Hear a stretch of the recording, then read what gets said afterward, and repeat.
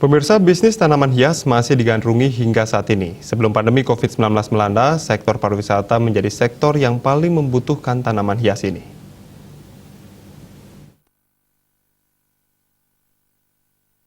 Salah satu pedagang tanaman hias di wilayah Badung menuturkan peminat tanaman hias berasal dari berbagai kalangan masyarakat. Jenis tanaman hias yang diminati pun beragam tergantung selera masing-masing. Sebelum pandemi COVID-19 melanda, peminat tanaman hias ini lebih banyak berasal dari kalangan pariwisata seperti hotel. Namun semenjak pandemi melanda, permintaan dari hotel menurun bahkan nyaris tidak ada. Kini kalangan yang paling mendominasi pembelian tanaman hias tersebut adalah kalangan rumah tangga. Semua tanaman banyak peminatnya, tergantung kebutuhan mungkin di masing-masing rumah nih ke. Semenjak pandemi COVID-19, bagaimana tingkat penjualan?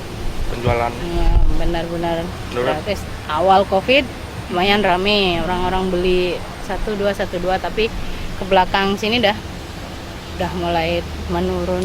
Namun dari hotel, villa, landscape nih ke terutama nggih, terus rumah tangga juga banyak. Kalau sekarang lebih ke rumah tangga aja. Tanaman hias digunakan untuk menghias halaman rumah agar terlihat lebih indah. Desak Aryani dan Indrawan, Bali TV.